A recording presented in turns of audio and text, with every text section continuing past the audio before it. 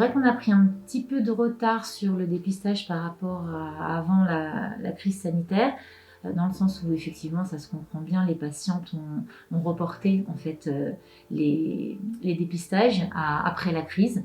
Donc du coup, certaines n'ont pas consulté tous les ans comme elles le font habituellement, on consulte avec un petit peu de retard sur quelques mois. Et maintenant, le dépistage du cancer du sein a repris tout à fait le devant de la scène et c'est un sujet très important dont on parle prioritairement évidemment lors du mois d'octobre puisque c'est Octobre Rose.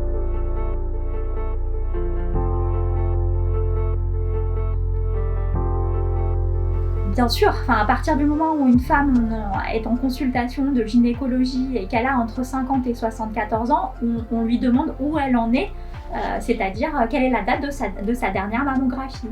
Et puis on va lui proposer une palpation mammaire aussi. Et ce qui est intéressant aussi, c'est que mes collègues médecins généralistes, donc dans des consultations de médecine générale, demandent aussi à leurs patientes âgées de 50 à 74 ans où elles en sont dans leur mammographie, puisque malheureusement certaines femmes n'ont pas de suivi gynécologique particulier. Et du coup, voilà, ça peut être tout à fait intéressant dans ce biais-là aussi. Alors les patients vont avoir déjà des dépistages et des actions de prévention avec les médecins traitants. Les médecins traitants du centre de santé, par exemple, vont adresser des patientes à elles qu'elles ont vues en médecine générale et en voyant le dossier, elles se rendent compte qu'elles n'ont pas vu de gynécologue depuis un petit moment. Du coup, elles vont nous les adresser en consultation de gynécologie, mais au-delà de ça, elles vont aussi parler de prévention. Et nous, quand on les reçoit en consultation, quel que soit le motif de consultation, on aborde la prévention, que ce soit le cancer du sein ou d'autres dépistages aussi de cancer. Mais c'est vrai que c'est un axe très très important.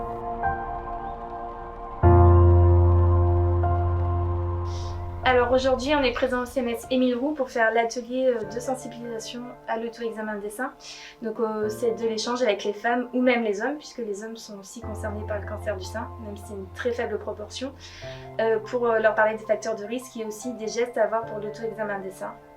Alors pour réaliser le toucher, c'est toujours les 3 doigts du milieu bien à plat et on commence par le haut du sein, c'est-à-dire ici. En faisant des petits gestes circulaires, je vais venir palper mon sein, en passant par l'extérieur du sein et en revenant en faisant l'escargot, toujours en faisant des petits gestes circulaires jusqu'au téton.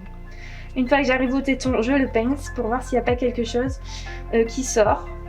Si je n'allaite pas, par exemple, c'est pas normal qu'il y ait un liquide qui sort du téton, donc je vais consulter mon médecin. Une fois que j'ai fait mon sein, je vais faire mon aisselle.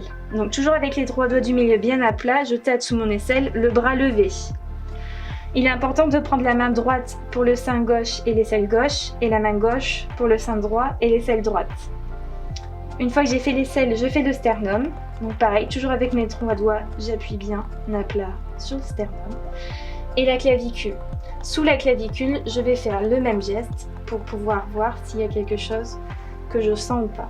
Si je ressens une petite boule, je prends rendez-vous, ou une grosse boule, je prends rendez-vous chez mon médecin généraliste, ma sage-femme ou mon gynécologue et lui, avec l'expertise médicale, saura m'orienter pour faire des examens complémentaires ou non.